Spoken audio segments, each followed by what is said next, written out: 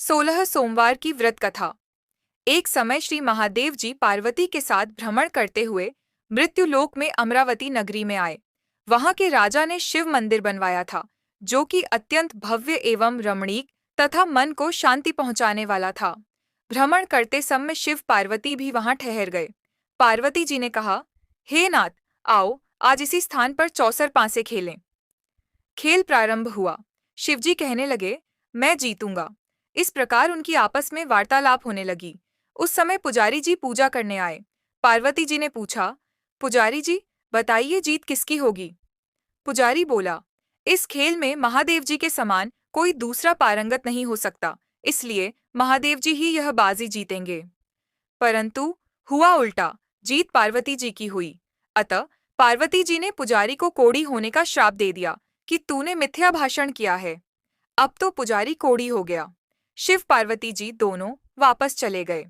कुछ समय पश्चात अप्सराएं पूजा करने आईं। अप्सराओं ने पुजारी के उसके कोढ़ी होने का कारण पूछा। पुजारी ने सब बातें बता दीं।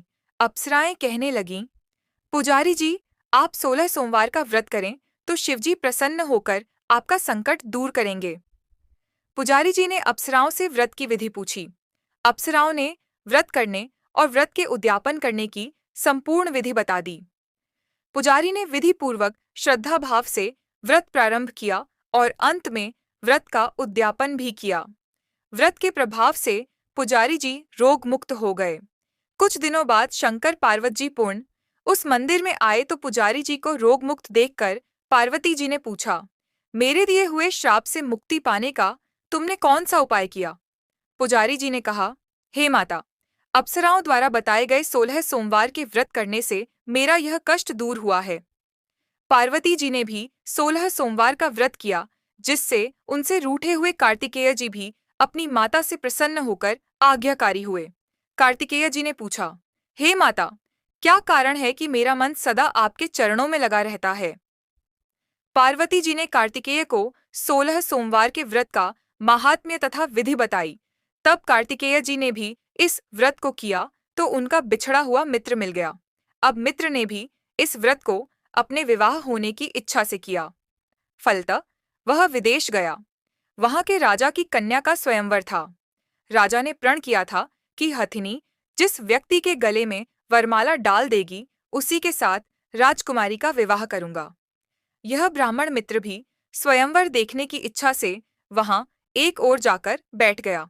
हथिनी ने इसी ब्राह्मण मित्र को माला पहनाई तो राजा ने बड़ी धूमधाम से अपनी राजकुमारी का विवाह उसके साथ कर दिया। तत्पश्चात दोनों सुखपूर्वक रहने लगे। एक दिन राजकन्या ने पूछा, हे नाथ, आपने कौन सा पुण्य किया जिससे हथिनी ने आपके गले में वरमाला पहनाई? ब्राह्मण पति ने कहा, मैंने कार्तिकेय जी द्वारा बताए अनुसार 16 सोमवार का व्रत पूर्ण विधि विधान सहित श्रद्धा भक्ति से किया, जिसके फल के कारण मुझे तुम्हारे जैसी सौभाग्यशाली पत्नी मिली। अब तो राजकन्या ने भी सत्य पुत्र प्राप्ति के लिए व्रत किया और सर्वगुण संपन्न पुत्र प्राप्त किया। बड़े होकर पुत्र ने भी राज्य प्राप्ति की कामना से 16 सोमवार का व्रत किया। राजा के देवलोक होने पर इसी ब्राह्मण कुमार को राजगद्दी मिली। फिर भी वह इस व्रत को करता रहा। एक दिन उसने अपनी पत्नी से पूजा सामग्री शिवालय ले चलने को कहा, परंतु उसने पूजा सामग्री अपनी दासियों द्वारा भिजवा दी। जब राजा ने पूजन समाप्त किया तो आकाशवाणी हुई कि हे राजा, तुम इस पत्नी को त्याग दो, नहीं तो राजपाट से हाथ धोना पड़ेगा। प्रभु की आज्ञा मानकर उसने अपनी पत्नी को महल से निकाल दिया। तब वह अपने भाग्य को कोसती हुई एक बुढ़िया के पास गई और अपना दुखड़ा सुनाया तथा बुढ़िया को बताया, मैं पूजन सामग्री राजा के कहे अनुसार शिवालय में नहीं ले गई और राजा ने मुझे निकाल दिया। बुढ़िया ने कहा, तुझे मेरा काम करना पड़ेगा। उसने स्वीकार कर लिया। तब बुढ़िया ने सूत की गठरी उसके सिर पर रखी और बाजार भेज दिया। रास्ते में आंधी आई तो सिर पर रखी गठरी उड़ गई। बुढ़िया ने डांटकर उसे भगा दिया। अब रानी बुढ़िया के यहाँ से चलते चलते एक आश्रम में पहुंची। गुस्साई जी उसे देखते ही समझ गए कि यह उच्च घराने की अबला विपत्ति की मारी है। वे उसे धैर्य बंधाते हुए बोले, बेटी, तू मेरे आश्रम में रह, किसी प्रकार की चिंता मत कर। रानी आश्रम में रहने लगी, परंतु जिस वस्तु को वह हाथ लगाती वह वस्तु खराब हो जाती। यह देखकर गुस्साई जी ने पूछा, बेटी, किस देव के अपराध से ऐसा होता है? रानी ने बताया कि मैंने अपने पति की आज्ञा का उल्लंघन किया और शिवालय में पूजन के लिए नहीं गई। इससे मुझे घोर कष्ट उठाने पड़ रहे हैं। गुस्साई जी ने शिवजी से उसके कुशल क्षेम के लिए प्रार्थना की और कहा, बेटी, तुम 16 सोमवार का व्रत विधि के अनुसार करो। तब रानी ने विधिपूर्वक व्रत पूर्ण किया। व्रत के प्रभाव से राजा को रानी की याद आई और दूतों को उसकी खोज में भेजा। आश्रम में रानी को देख दूतों ने राजा को बताया।